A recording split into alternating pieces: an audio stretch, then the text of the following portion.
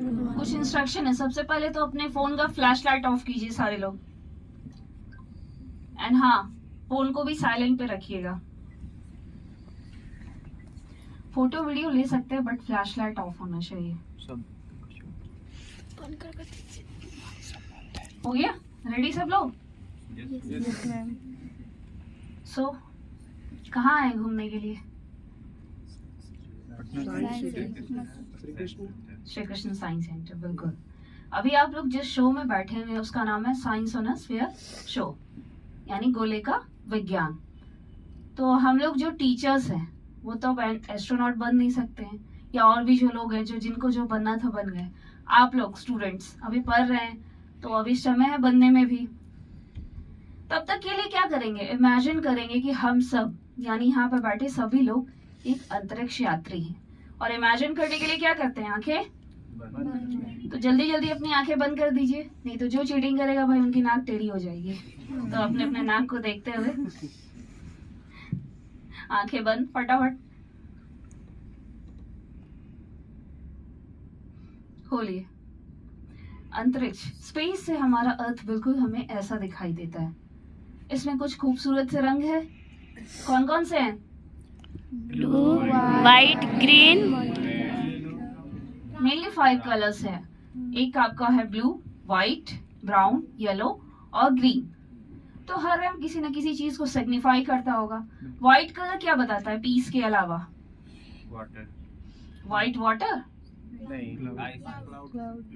Ice and clouds, यानी बर्फ और बादल। हरा रंग, ग्रीन कलर, पेड़ पौधा। बिल्कुल हरियाली, फॉरेस्ट एरिया, वेजिटेशन लैंड जहाँ हम रहते हैं। ब्राउन कलर, मिट्टी। Mountain, hilly areas, plateaus. अब 2 रंग बचे हैं, एक आपको येलो और दूसरा ब्लू। तो येलो कलर डेजर्ट्स को दिखाता है, यानी मरुस्थल, रेगिस्तान। एक अब बचा है वो है नीला, जो 1/3 Water. हमारे अर्थ का, 1/3 ऑफ आवर अर्थ वाटर। इसी वजह से हम अपने अर्थ को क्या कहते हैं? ब्लू प्लैनेट और ब्लू मार्बल। हमारा अर्थ और सोलर सिस्टम कौन सी गैलेक्सी में है? मिल्की वे गैलेक्सी। आइए देखते हैं मिल्की वे गैलेक्सी हमें कैसे दिखता है। जब इनकी शेप की बात आती है तो आप जिस ऑब्जेक्ट पर ये देख रहे हैं उसका शेप है स्फेरिकल, लेकिन मिल्की वे गैलेक्सी का जो शेप है वो स्पाइरल इन शेप है। अब गैलेक्सी है तो हमारे सौर मंडल के मुखिया जी होंगे। कौन है मुखिया जी हमारे? सन। तो ढूंढिए तो कहीं पीला पीला सभी लोग को। मैंने स्क्रीन बांट दिया है, मिल जाए सन तो बताइए। मिल गया। किधर है? वहाँ पर। किधर किधर बताइए। लेफ्ट किधर? ऊपर नीचे दाएं बाएं किधर? नीचे। ऊपर जो एक येलो सा बड़ा सा थोड़ा सा डॉट जैसा है वही ना? जैसा। तो एक कहावत सुनी है सबने कि जैसे हर पीली चमकती चीज सोना नहीं होती, उसी तरह हर पीला सन नहीं होता। देखिए आपके सामने एक उजला रंग का बिंदु है, उसके नीचे एक लाइन खींची हुई है और कुछ लिखा हुआ है। फिर से पढ़िए। Alpha. It's not century, it's Alpha Centauri. Spelling देखिए, अल्फा सेंटोरी। ये क्लस्टर ऑफ 3 स्टार है। ये 3 तारों का समूह है जहां हमारा सूर्य है और भी 2 तारे हैं। Alpha Centauri A, Alpha Centauri B and Proxima Centauri. Proxima Centauri जो है सूर्य के बाद पृथ्वी का सबसे नजदीक का तारा है। और जब तारों की बात आती है तो उनके रंगों की भी बात आती है। जैसे आपके सामने दिख रहा है पीला, नीला, लाल, है ना, सफेद। तो अगर कभी आपसे पूछा जाए व्हाट इज द कलर, यानी कि सबसे गर्म तारे का रंग क्या होगा और सबसे ठंडे तारे का रंग क्या होगा, क्या होगा? पीला। गर्म तारे का क्या होगा? रेड और व्हाइट बोल रहे हैं ना। और ठंडे तारे का? ब्लू। ब्लू और डार्क ब्लू। यानी गर्म तारे का रंग लाल या सफेद और ठंडे तारे का रंग नीला। यही कह रहे हैं ना आप लोग? तो गलत है। सबसे गर्म तारे का रंग जो होता है, यानी कि सबसे हॉटेस्ट स्टार का जो कलर होता है वो नीला होता है, ब्लू कलर। वो न्यूबॉर्न स्टार होता है, उसमें टेम्परेचर हमेशा रेज करते रहते हैं। एंड सबसे ठंडे तारे का रंग लाल होता है। लाल होने का अर्थ है वो तारा अब खत्म होने वाला है। अब सन है तो वो एक फायरबॉल, आग का धधकता हुआ गोला, लेकिन वो एक डॉर्फ स्टार है, यानी बौना तारा। फिर भी धधकते हुए गोले का तो हम अपने DSLR या वो ये मोबाइल कैम से फोटो निकाल नहीं सकते हैं। और आदित्य L1 भी अभी हमारे पृथ्वी के ही ट्रेजेक्टरी से सन का फोटो ले रहे हैं। तो कहीं ना कहीं सन की जो तस्वीरें निकालनी होगी तो उनके लिए सैटेलाइट भेजा गया, जिसको हम लोग कहते हैं स्टीरियो अहेड और स्टीरियो बिहाइंड, यानी आगे की ओर स्टीरियो और पीछे की ओर। तो सन का जो हमें व्यू मिलता है, यानी पिक्चर्स मिलते हैं, वो स्टीरियोस्कोपिक व्यू होता है। तो देखते हैं कैसा दिखता है।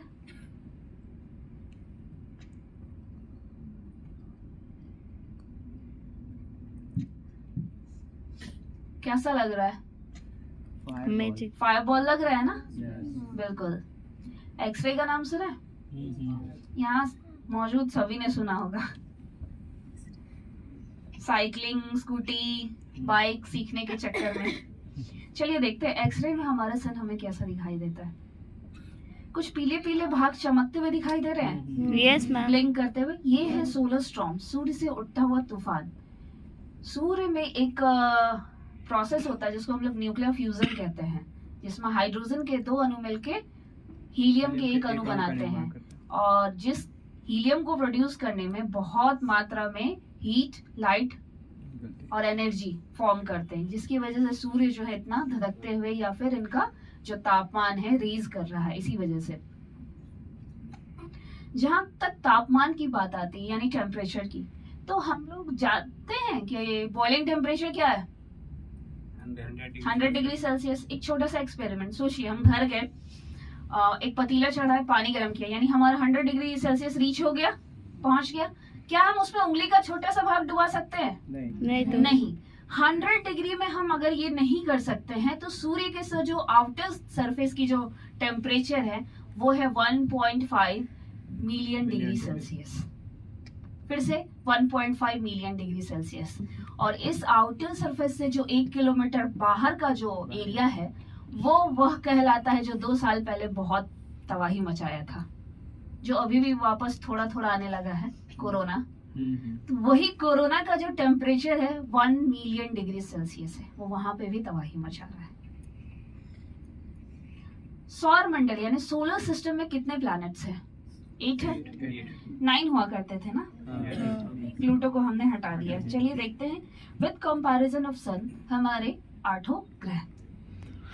आगे ये जो 4 छोटे छोटे ग्रह दिखाई दे रहे हैं इनको इनर प्लैनेट्स या टेरेस्ट्रियल प्लैनेट्स भी कहते हैं, यानी अंतः या चट्टानों वाली ग्रह, क्योंकि ये रॉक मिनरल से फॉर्म किए हैं।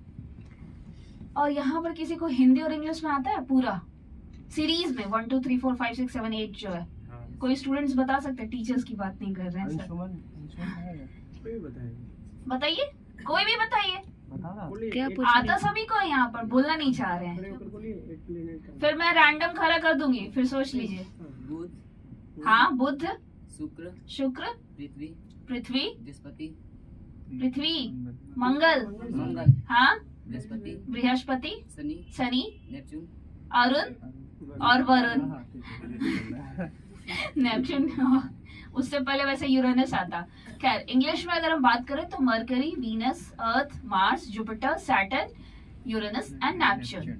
अगर हिंदी में बोले तो बुध, शुक्र, पृथ्वी, मंगल, बृहस्पति, शनि, अरुण और वरुण।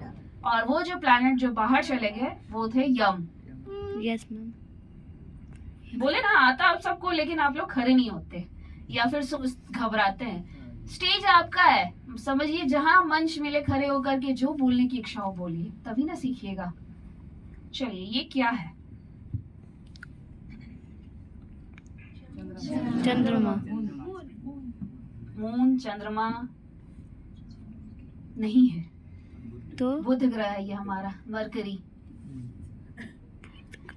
भाई इनको तो बहुत गर्म होना चाहिए। सौर मंडल में सूर्य का सबसे नजदीक का ग्रह है, तो क्या ये गर्म है? नो तो बिल्कुल, क्योंकि इनके पास एटमॉस्फेयर नहीं है, जिनकी वजह से क्या कहते हैं, सूर्य से ये हीट नहीं कर पाते। लाइट ले लेते हैं बट रख नहीं पाते हैं। जैसे हम आपको कोई चीज दे दे बट आपके पास रखने की कोई जगह ही नहीं हो, तो आप क्या करेंगे? या तो उसको बाहर फेंक देंगे या आप हमें वापस कर देंगे। तो इनका यही हाल है, कभी एकदम सूर्य की तरह धधकते हैं, कभी बर्फ की तरह एकदम ठंडे हो जाते हैं।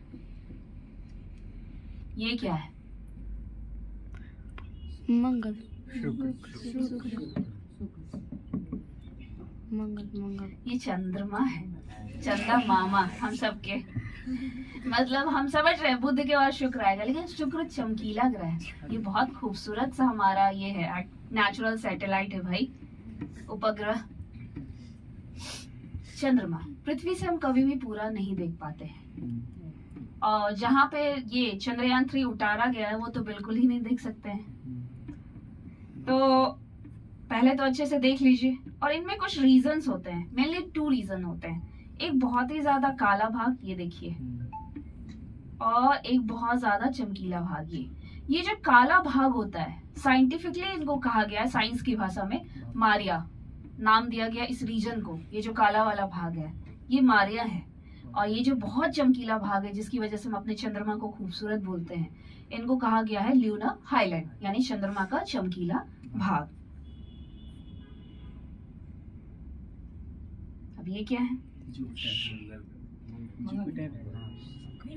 सबसे पहले तो ये लाल नहीं है, ध्यान से देखिए, ब्राउन है। बिल्कुल, देखिए कितना छोटा बच्चा एकदम सही कलर पकड़े हैं। ये ब्राउन कलर है, यानी वीनस है। ये सब सौर मंडल का सबसे चमकीला ग्रह, सबसे गर्म ग्रह, पृथ्वी की जुड़वा बहन, मॉर्निंग एंड इवनिंग स्टार, बहुत नाम है इनके। तो जब इनको सोलर सिस्टम का सबसे ज्यादा गर्म ग्रह कहा गया है, तो अभी एक वर्ड हम लोग बहुत सुन रहे हैं, ग्लोबल वार्मिंग। सुन रहे हैं ना? तो वो कौन सा ग्लोबल गैस है जो हमारे एटमॉस्फेयर में बढ़ रहा है, जो हम लोग कह रहे हैं कि बहुत, हाँ, एब्रीवेशन नहीं, फुल फॉर्म बताइए। Carbon dioxide. Okay, carbon dioxide जो हमारे पास 0.03% है, उसमें रेज हो रहा है। तो ये हालत है, हम कह रहे हैं कि ग्लेशियर पिघल जाएगा, अर्थ सबमर्ज हो जाएगी, ऐसी बहुत सारी बातें हम लोग कह रहे हैं, जो एक्चुअल में होगा ऐसा नहीं है, होने वाला है। लेकिन जब वीनस की बात आती है तो इनका जो एटमॉस्फेयर होता है ना, काफी डेंस होता है, बहुत घना, जिसकी वजह से इनके पास जो कार्बन कंटेंट है, यानी कार्बन डाइऑक्साइड कंटेंट, अप्रोक्सीमेटली 90 है। 0.03 में रेज हो रहा है, तो हमारी ये हालत है। इनके पास 90% है लगभग, और एटमॉस्फेयर इतना डेंस है कि उसको बाहर आने दे ही नहीं रहा है। तो ये क्या हो रहा है? बम की तरह एकदम गर्म होते जा रहे हैं। एक बार बाद में ऐसा होगा कि ये एक्सप्लोड भी कर सकते हैं, बहुत ही ज्यादा गर्म है। अब ब्राइटनेस की जो बात आती है, तो ब्राइटनेस की बात आती है तो एसिड का नाम सुना है सबने? सल्फ्यूरिक एसिड और सल्फर डाइऑक्साइड गैस इनके एटमॉस्फेयर में पाया जाता है। जब यहाँ पर सूर्य की किरणें फॉल करती है ना, यानी गिरती है ना, तब लाइट के 3 प्रक्रिया होती है। पहला रिफ्लेक्शन, दूसरा रिफ्रैक्शन, तीसरा स्कैटरिंग। ये तीनों एक साथ काम करता है, जिसकी वजह से ये हमें चमकते हुए दिखाई देते हैं। और शुक्र की यानी कि वीनस की एक और खासियत है, इनका एक दिन जो है ना, इनके 1 साल से बड़ा होता है। तो जहां तक एक दिन की बात आती है, तो एक दिन में क्या होता है? पृथ्वी अपने धुरी पे घूमती है, उसी तरीके से जब शुक्र अपने धुरी पे घूमती है तो उनको 242 दिन लगते हैं। अर्थ डे की बात मैं कर रही हूँ, 242 दिन लगते हैं। और जब ये सूर्य की परिक्रमा करता है, उनमें इनको 224 या 25 दिन लगते हैं। तो हुआ ना इनका एक दिन 1 साल से बड़ा। समझे कि नहीं समझे, या फिर से बोल दें? ओके, अब कहाँ आएंगे? कितना आएंगे? पृथ्वी तो है ही ऑलरेडी, पृथ्वी पे हम लोग। मंगल पे आते हैं। चलिए, सबसे पहले ये देखिए, आजकल इस पे बहुत बातें हो रही हैं। आइस कैप ऑफ मार्स, यानी बर्फ वाली टोपी मंगल की। अगर इसको हम लोग पिघला दे तो पानी मिल सकता है, तो जीवन तो संभव हो सकता है। लेकिन वही बात है कि मंगल के पास एटमॉस्फेयर नहीं है, इसीलिए जो जिस अवस्था में है ना, उसी अवस्था में रह गए हैं। यानी हम कभी भी रॉक से सॉइल का फॉर्मेशन नहीं कर सकते हैं, सॉइल कभी क्लस्टर होकर रॉक नहीं बन सकता है, आइस कभी वाटर नहीं बन सकता, जब तक कि वहां पे एटमॉस्फेयर क्रिएट ना किया जाए। अच्छा ये बताइए कि वर्ल्ड का सबसे हाईएस्ट पीक कौन सा है? विश्व की सबसे ऊंची चोटी कौन सी है? Mount Everest. Mount Everest. अगर मैं सौर मंडल की सबसे ऊंची चोटी की बात करूं तो पता है किसी को? Next Olympia. आपके सामने देखिए एक उभरी हुई आकृति दिखाई दे रही है, ये देखिए, देखा? हाँ, ये मंगल पे है, पूरे सौर मंडल का सबसे ऊंचा चोटी और सबसे ऊंचा ज्वालामुखी, जिसका नाम है माउंट ओलंपस, या हम उनको कहते हैं ओलंपस मॉन्स। मंडे वाला जो मॉन्स होता है ना, मॉन्स, ये 3 गुना है हमारे माउंट एवरेस्ट का।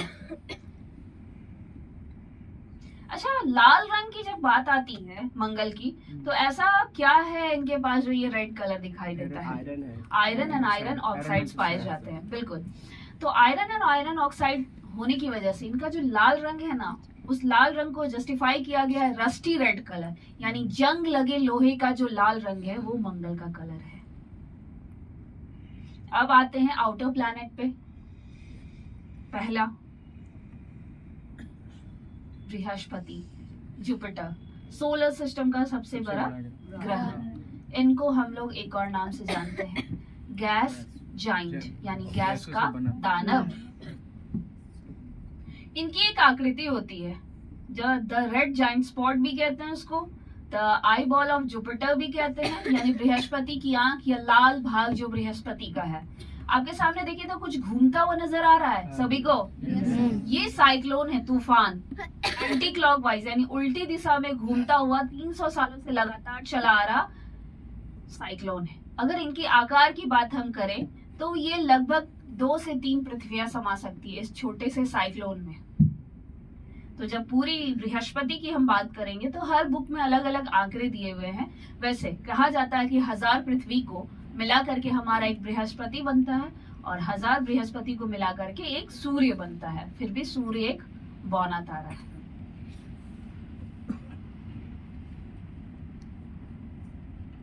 ये कौन सा ग्रह? बृहस्पति। शनि है। शनि ग्रह आप लोग नहीं देख पाते, हमेशा उसके रिंग को देखते हैं। देखते हैं ना, चारों ओर पूरा एकदम टेंस, एकदम घना सा एक रिंग बना हुआ रहता है। लेकिन ग्रह कैसा दिखता है? बिल्कुल ऐसा। इनमें भी पाए जाते हैं, सेकंड मोस्ट अबंडेंट गैस होता है ग्लोबल वार्मिंग का मीथेन। मीथेन इनमें भी पाया जाता है और अरुण यानी यूरेनस में भी पाया जाता है, जिनकी वजह से इनका रंग थोड़ा हरा नींबू की जैसा दिखता है और उनका हल्का नीला दिखता है यूरेनस में। शनि को भी हम लोग कहते हैं गैस जाइंट, यानी कि बृहस्पति और शनि को सौर मंडल का गैस का दानव कहा गया है। एक तो ये सौर मंडल के दूसरे सबसे बड़े ग्रह भी है। ये हो गए अरुण और ये हो गए वरुण। ये बहुत दूर है पृथ्वी से, सूर्य से लगभग 2.8 बिलियन माइल्स अवे है ये। जब तक सूर्य की रोशनी इनके पास पहुंचते पहुंचते बहुत समय लगता है, इसलिए इन दोनों ग्रहों को कहा गया है बर्फ का दानव यानी आइस जाइंट। नेपच्यून की एक खास बात है, नेपच्यून में हर 8 घंटे में बादलों की दौड़ होती है। जैसे हम लोग आपस में दौड़ लगाते हैं ना, प्रतियोगिता, उसी तरह इनके बादलों के बीच एक दौड़ प्रतियोगिता होती है हर 8 घंटे पर, और उस प्रतियोगिता को नाम दिया गया है स्कूटर। हाँ, यानी नेपच्यून पे हर 8 घंटे पे एक स्कूटर होता है। अगर पृथ्वी के 1 घंटे की बात करें, एक दिन की, तो कितने स्कूटर हो जाएंगे? नेपच्यून पे 3। चलिए आइए देखते हैं अब वो जिनको हमने हटा दिया, प्लूटो। देखने में बिल्कुल ऐसा लग रहा है ना कि इनके नीचे अगर ब्राउन कलर का एक बिस्किट वाला कोन लगा दे तो चॉकलेट वनीला आइसक्रीम जैसा लग रहा है ना। एक तो ये क्या है, ये बौना ग्रह है ना, नाम भी एकदम यम है, हम ऐसा नाम भी है इनका। सेकेंडली छोटे तो हैं, बहुत शरारती भी है, कभी भी अपने ऑर्बिट में नहीं रहते, हमेशा ये नेपच्यून के ऑर्बिट में पहुंच जाते हैं। कभी अपने ऑर्बिट क्या छोड़िए, सौर मंडल के जितने भी ऑर्बिट है सबसे बाहर चले जाते हैं घूमने के लिए। तो इन्हीं कारणों की वजह से क्या किया गया, इनको प्लैनेट की कैटेगरी से हटा दिया गया। अब हटाया किसने, नासा या इसरो?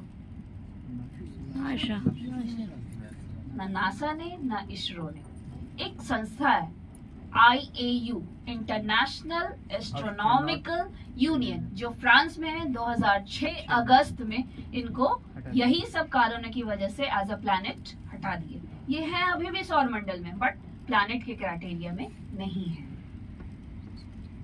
अब देखते हैं अर्थ पे, आइए कैसा लग रहा है, मैं क्या दिख रहा है, कुछ समय कुछ लिखा हुआ कुछ दिख रहा है?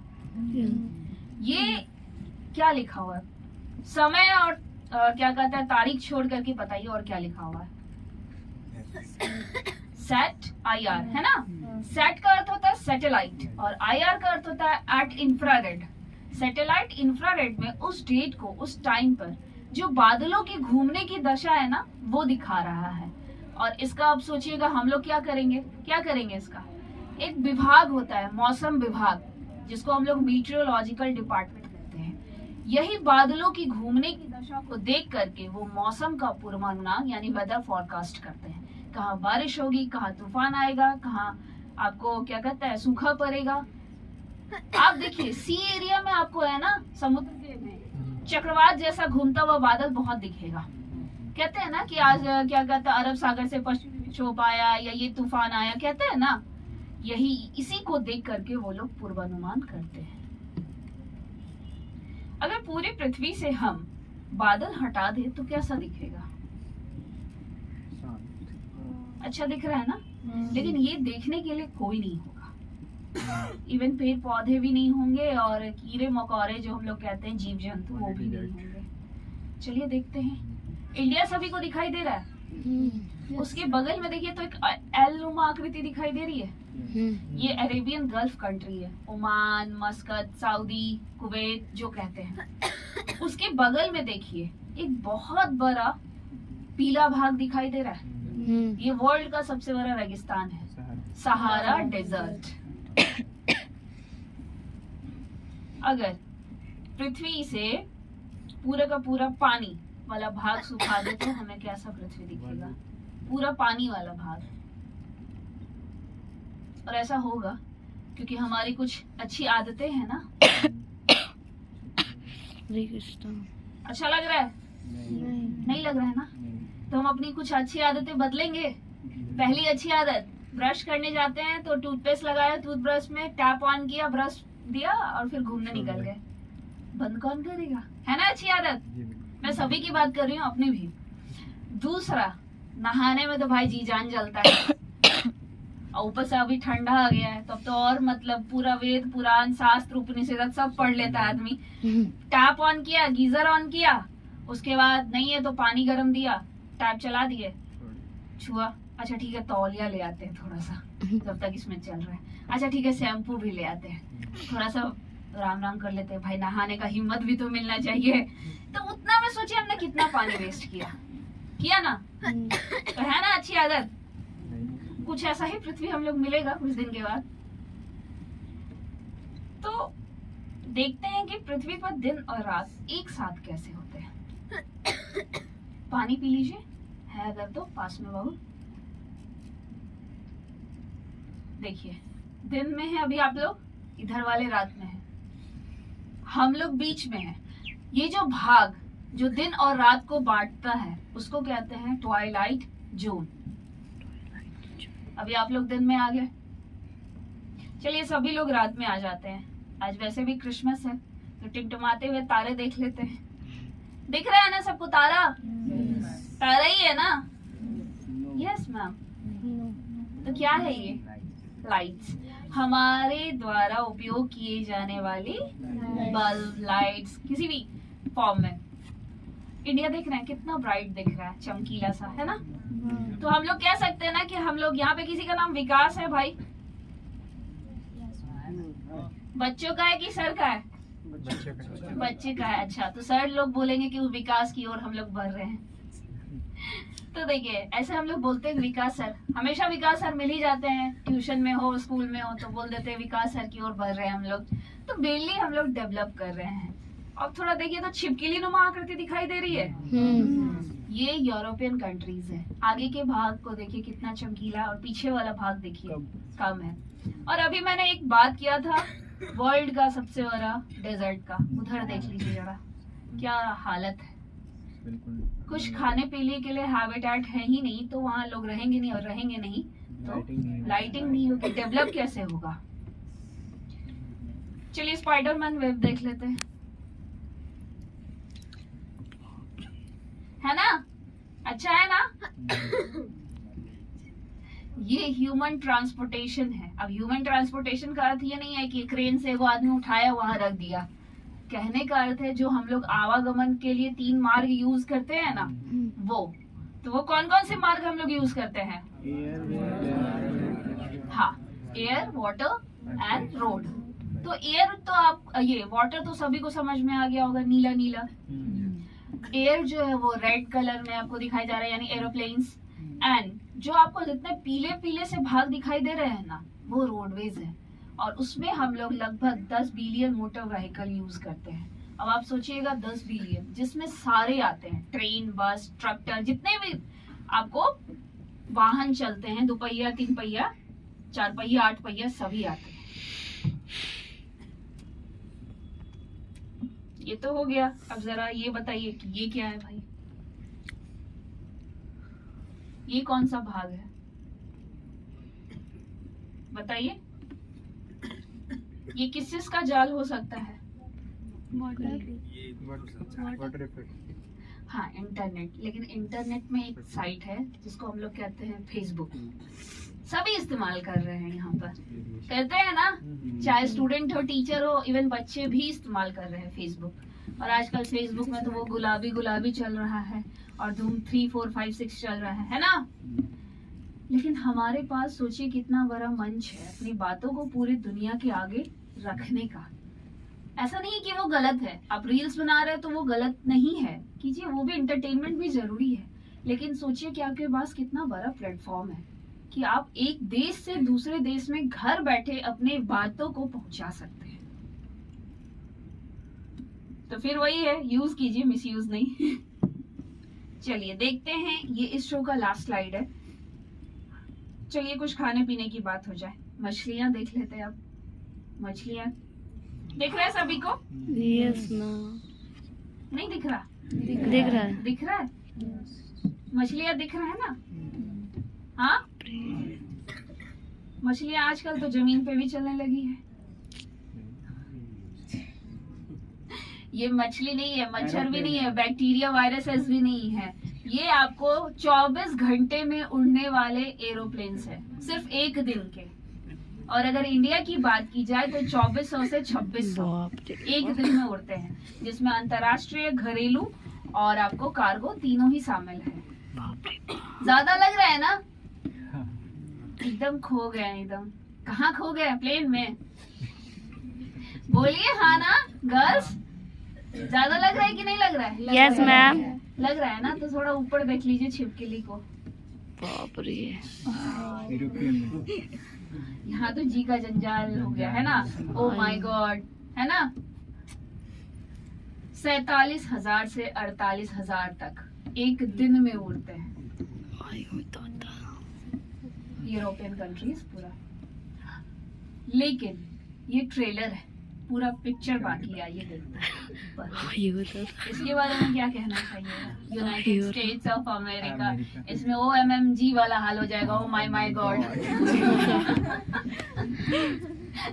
लगभग अगर आंकड़ों की बात की जाए तो 89,000 यानी 89,000 flights in a single day. यानी वर्ल्ड में सबसे ज्यादा फ्लाइट आपको अमेरिका में उड़ते हैं, जो कि 89,000 है, जिसमें तीनों शामिल है, कार्गो, अंतरराष्ट्रीय और घरेलू, तीनों ही। अब आपस में टकराते होंगे कि नहीं टकराते होंगे, देख करके तो क्या लगता है टकराते होंगे। नहीं टकराते, बहुत कम है जो आपस में टकराने का, क्योंकि इनके पास भी एक एयर ट्रैफिक सिस्टम होता है। जैसे हमारे पास रोड ट्रैफिक सिस्टम होता है ना, तो एरोप्लेन्स के लिए एयर ट्रैफिक सिस्टम होता है। उसमें होते हैं एक एयर ट्रैफिक कंट्रोलर, जो नीचे बैठ करके रडार की मदद से जो ऊपर पायलट प्लेन उड़ा रहे हैं, पायलट को सिर्फ बादल दिखता है, और उनको ये तो नहीं बोलेंगे कि हरा वाला बादल से नीचे वाला बादल, वहां अगर किसी को खड़ा कर दे तो बादले बादल हो गए, ऊपर निकल जाएगा। इसीलिए क्या होता है कि यही नीचे बैठ के वो नेविगेट करते हैं, यानी दिशा दिखाते हैं, और इसी वजह से प्लेन टकराने की संख्या कम है। पर पक्षियों को तो हम नहीं कह सकते कि भाई तुम इतने डिग्री उड़ो, इतने डिग्री नॉर्थ उड़ो, इतने डिग्री साउथ उड़ो, उनकी तो जहाँ इच्छा। उसमें भी एक नया डिवाइस आने वाला है, जो हम लोग अगर ऐसा कुछ सिचुएशन आया कि जहां पर पक्षी प्लेन से टकराने वाला है, तो नीचे ही उस डिवाइस से शूट करके, यानी कि गोली चला करके उस बर्ड्स को वहीं डिस्ट्रॉय कर दिया जाए, क्योंकि एक चिड़िया की जान 400 लोगों की जान से तो सस्ती होगी ही ना, थोड़ा सा। लेकिन कोशिश किया जाएगा कि ऐसा पॉसिबिलिटी ना हो, क्योंकि भाई बर्ड भी इम्पोर्टेंट हमारे लिए, जितने हम हैं उतने ही हमारे लिए पक्षी यानी हमारा एनवायरनमेंट भी इम्पोर्टेंट है। इन्हीं सब बातों के साथ मैं तुलिका ने आप सबका धन्यवाद बोलना चाहूंगी। Thank you all of you. Thank you.